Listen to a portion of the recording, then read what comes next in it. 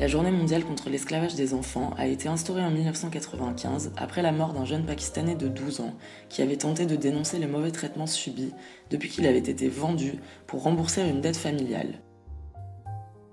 Oui, vous avez bien entendu vendu. Tué le 16 avril 1995 par la mafia du textile de son pays parce qu'il en avait dénoncé le mode de fonctionnement, Iqbal Masir avait travaillé comme esclave à partir de l'âge de 4 ans.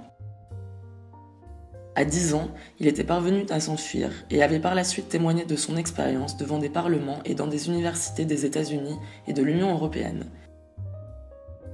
Malgré les années de lutte, la législation internationale, les plaintes et les programmes de soutien en faveur des enfants en situation précaire, l'esclavage continue d'être bien présent. Radio des Sans-Voix, comme à son habitude, consacre un numéro spécial pour cette journée mondiale contre l'esclavage des enfants. C'est aujourd'hui Madame Zineb Ayadi de l'association La Voix de l'Enfant qui répondra à nos questions.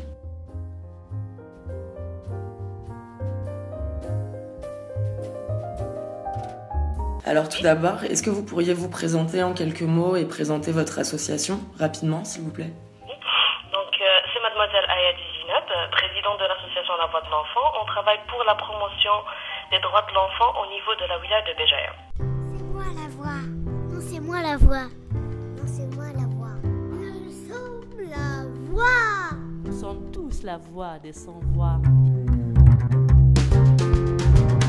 Alors donc aujourd'hui on va parler de la journée mondiale contre l'esclavage des enfants et donc ça fait aujourd'hui 22 ans que plusieurs pays célèbrent la journée mondiale contre l'esclavage des enfants tous les 16 avril. Est-ce que cette journée mondiale est connue du public algérien ? Non, pas vraiment, malheureusement. Donc pour le 16 avril, c'est vraiment connu pour la journée du savoir. Toutes les écoles la célèbrent, mais pour la journée contre l'esclavage des enfants, non, on n'est pas vraiment au courant de cette célébration. Donc il y a moins de, on va dire, bon, moi je vais parler au niveau de la wilaya de Béjaïa. Je sais que personne n'a déjà célébré cette journée au niveau de notre localité. D'accord, donc justement c'est ce que vous disiez, le 16 avril c'est aussi la journée du savoir en Algérie et qui est pour le coup réellement célébrée. Et du coup, est-ce qu'on peut en déduire si la journée mondiale contre l'esclavage des enfants est peu connue du public ? Est-ce qu'on peut en déduire que l'esclavage des enfants n'existe pas en Algérie ? Non, on ne peut pas dire que l'esclavage des enfants il n'est pas pratiqué en Algérie, mais c'est pratiqué d'une façon assez masquée, d'une façon à dire qu'on dit travail des enfants, exploitation et abus sexuels des enfants, mais on ne tolère pas de dire ce mot-là, esclavage des enfants en Algérie, malheureusement, mais c'est bien ça. Quand on voit des enfants vendre du pain dans les rues, ou bien sur des autoroutes maintenant, mais maintenant ils vont carrément sur des autoroutes. Et là, le parent exige que l'enfant revienne avec une certaine somme d'argent. C'est bien de l'esclavagisme quand même. Donc, on ne tolère pas à dire le mot esclavage, malheureusement, mais ça existe bel et bien. Ça existe depuis toujours. Ce n'est pas qu'avant 62, mais depuis l'indépendance, c'est de plus en plus pratiqué. Et là, avec l'Internet, les multimédias, on connaît une nouvelle façon de l'esclavage des enfants, mais sans la nommer. On demanderait quand même de définir ça. Et d'appliquer des lois par rapport à ça. Et alors justement, comment est-ce que vous définiriez l'esclavage ? L'esclavage des enfants, on va dire l'esclavage en général, c'est vraiment l'exploitation d'un être humain, d'un autre être humain, tout simplement. Donc c'est de s'approprier sa vie, sa santé, son temps, en dépit d'une autre personne, sans parfois aucun revenu, ou bien avec un revenu très très modeste. Et parfois on maquille ça sous le nom du travail ou bien de toute autre chose, mais non, ça reste toujours de l'esclavage. Est-ce que vous pouvez nous dire quelques mots des migrants subsahariens qui se trouvent sur le sol algérien ? Il n'y a pas que les migrants subsahariens, malheureusement en ce moment même, donc il y a aussi des Syriens. Donc si je parle des enfants et si je parle au niveau de la wilaya de Béjaïa, les deux, donc on va dire les subsahariens et les Syriens se retrouvent dans la même situation où ils doivent faire la manche, mendier, chercher une source d'argent et même malheureusement pour ces enfants, surtout pour les filles, se prostituer. Voilà, c'est des enfants vraiment, il faut dire, c'est des mineurs. Ils sont entre 9 et 12 ans. Ils se retrouvent vraiment auparavant à la rue. Dans la rue, ils sont envers tous les dangers. Et c'est malheureux de dire que ils ont des bourreaux derrière qui leur demandent de ramener de l'argent coûte que coûte. Donc ici je crois on parle, mais c'est difficile de le démanteler. On dit bien que ces enfants-là sont utilisés dans un réseau, de prostitution ou bien de mendicité pour ramener. Ils doivent ramener cet argent.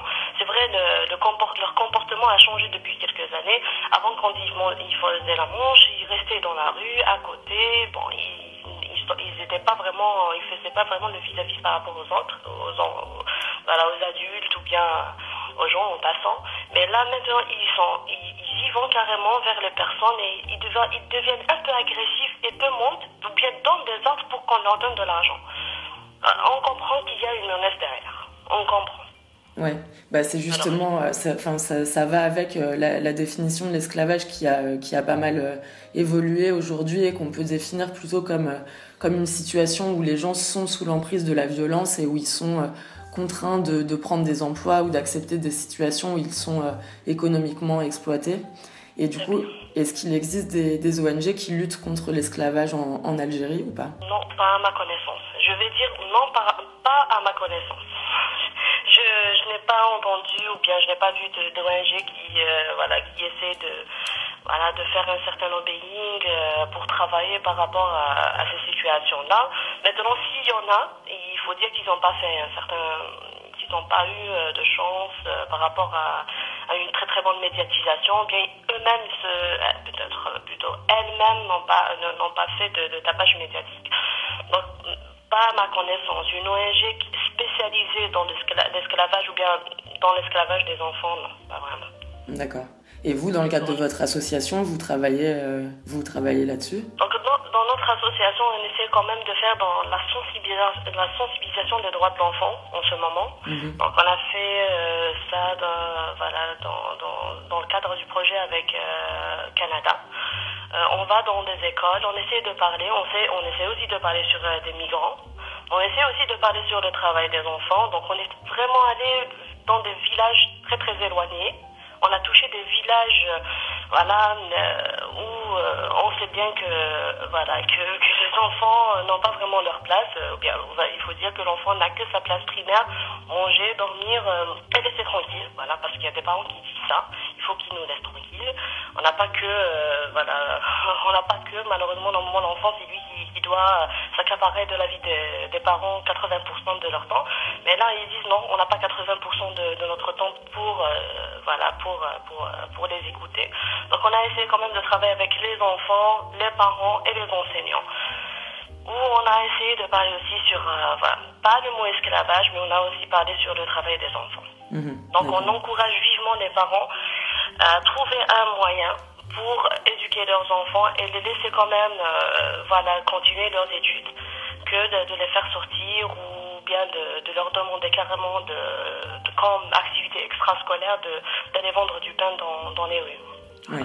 D'accord. Et alors justement à une échelle mondiale, en fait, l'esclavage des enfants est devenu un instrument de guerre commerciale. Il y a des entreprises qui sont des grosses entreprises connues dans le monde entier qui exploitent des jeunes filles et des jeunes garçons dans les pays les plus pauvres. Donc du coup, c'est ce qu'on disait un peu avant. En fait, les enfants sont le groupe de travail le plus vulnérable et le moins protégé.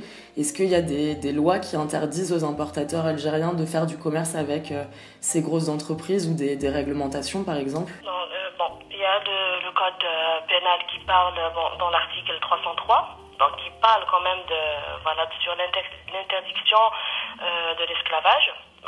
Bon, c'est vraiment l'exploitation. Eux, ils utilisent le mot exploitation des personnes, commercialisation des personnes, donc itijar bil ashkhas, c'est comme ça que c'est écrit dans la Constitution, dans le code pénal algérien. Or, pour une certaine façon d'interdire de travailler avec les entreprises qui font travailler justement les enfants, non. Malheureusement, non. En tant que juriste, je n'ai jamais rencontré une loi qui a interdit ça. Et vous savez très bien, avec ces grosses entreprises qui font du lobbying, on ne sait pas vraiment qui travaille derrière. Donc, voilà. Souvent, pratiquement dans je crois dans tous les pays, ils essayent de fermer les yeux, même s'il y a une loi derrière. Donc, même en Algérie, voilà, on importe des produits, on ne sait pas vraiment qui travaille derrière. Bon, en Algérie, c'est vraiment le marché chinois et turc qui fait ravage. On ne sait pas d'où proviennent ces produits, qui sont derrière la production de ces produits. Et je n'ai jamais vu l'État algérien demander derrière tout ça. Donc en général, ils travaillent le plus normalement du monde. On ne sait pas. Ouais, et effectivement, c'est donc des produits qui sont ensuite vendus partout dans le monde, également en Europe et dans le reste de l'Occident. Comment est-ce qu'on pourrait éradiquer cette pratique selon vous? Éradiquer cette pratique, moi je ne vais pas parler du monde, je vais parler d'Algérie déjà. Il faudrait quand même trouver des lois assez rigides, pas parler d'une façon générale, définir encore définir mieux le mot esclavage pour qu'on n'ait pas honte d'y travailler dessus. Pour éradiquer l'esclavage en Algérie, il faut déjà sensibiliser énormément sur les droits de l'enfant, connaître les droits de l'enfant et après pouvoir travailler dessus. Parce que il faut savoir qu'en Algérie, la notion des droits de l'enfant est très très faible. Il n'y a pas vraiment un tissu associatif assez fort pour y travailler. Donc il y a quelques réseaux ou bien quelques associations par-ci par-là qui essayent vraiment de faire une certaine révolution par rapport à ça, d'évoluer des mentalités par rapport à ça. Ils essayent d'aller vraiment dans des villages éloignés parce que ces villages-là sont aussi abandonnés de façon économiquement parlant, communalement parlant, tout ce qui va avec.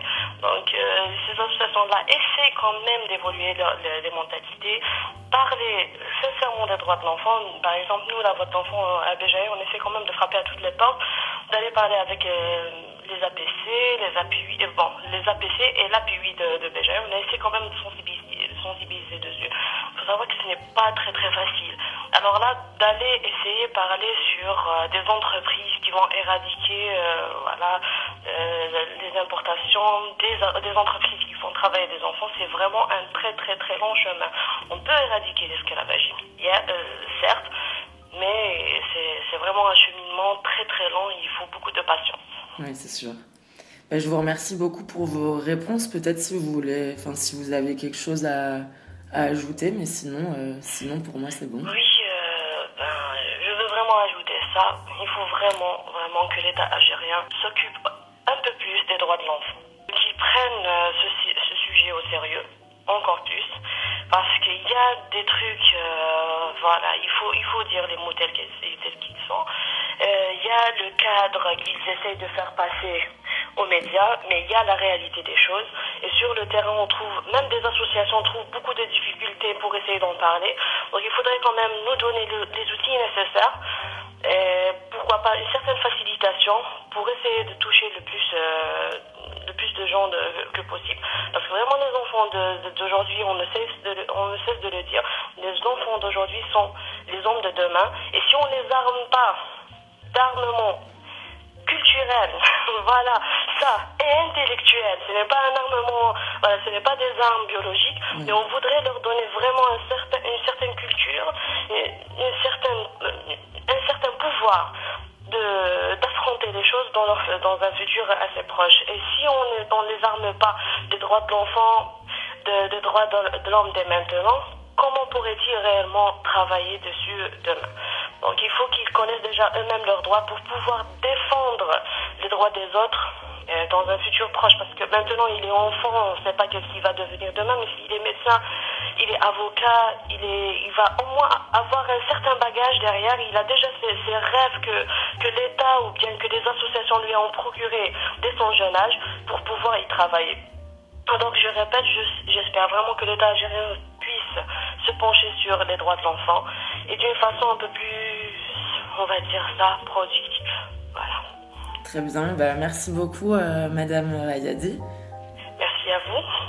Merci pour votre confiance aussi.